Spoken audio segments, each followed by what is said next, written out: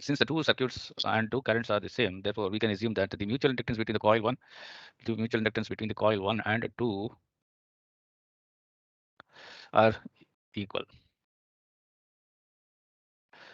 They are equal in magnitude. Therefore, that we designated that as M21 is equal to M12 is equal to M.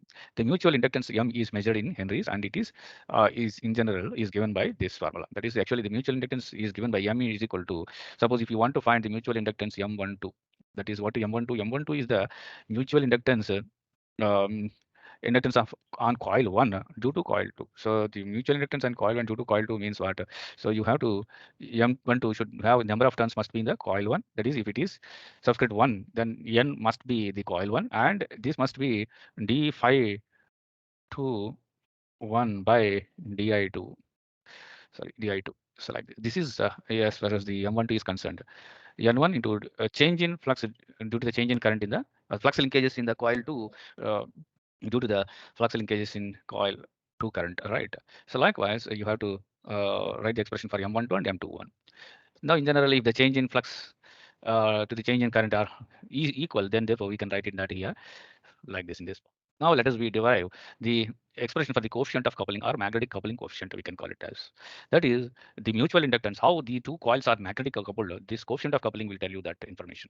How closely the two coils are coupled is decided by the coefficient of coupling, coefficient of coupling or magnetic coupling coefficient. So that means the magnetic coupling coefficient or coefficient of coupling is, we can state it as, it is a measure of is a measure of the coupling between the two coils. It is a measure of coupling between the two coils. So it gives you the measurement how the two coils are coupled. So for that one, let us we recall the mutual inductance expressions here. So what is this M?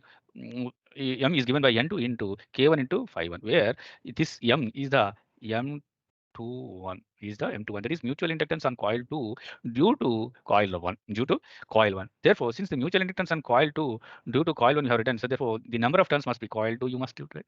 And this is a coil 1, actually 512 we call it as, this must be a 512. That is actually we can write this as N1 512 by I1.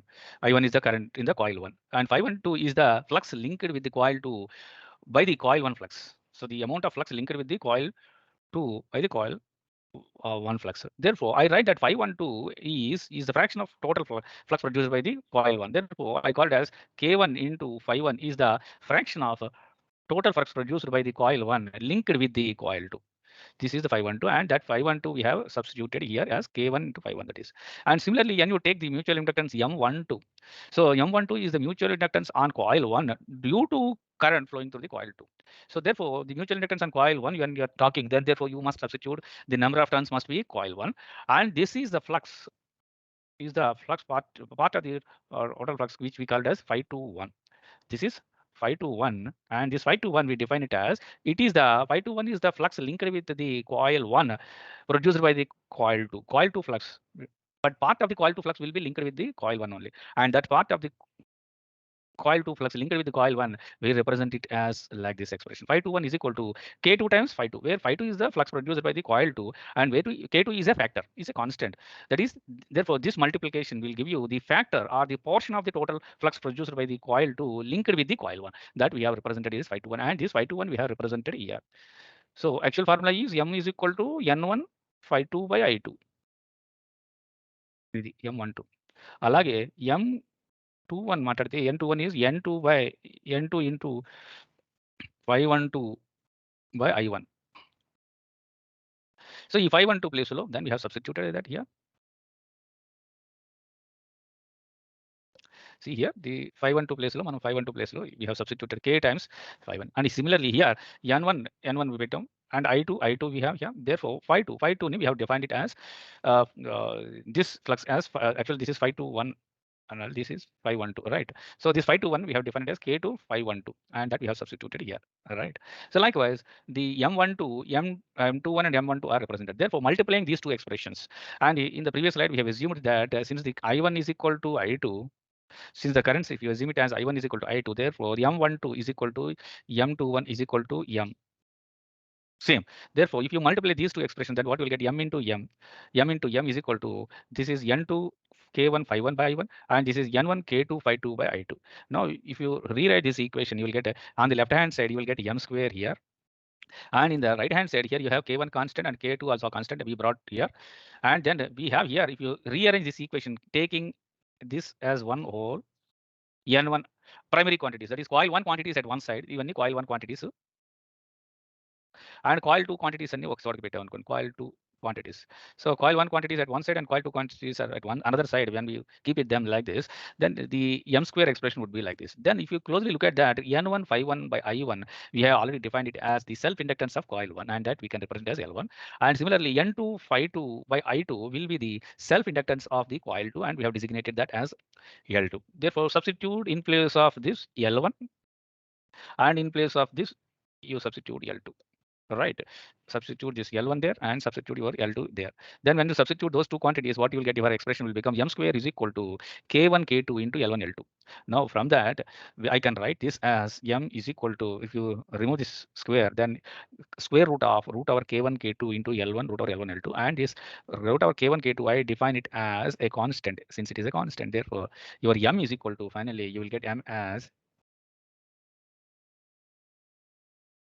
finally, M you will get as M is equal to K times root over L1 L2, where this K, from this one, K is given by M by root over L1 into L2. This is the expression. This is the expression for the coefficient of coupling.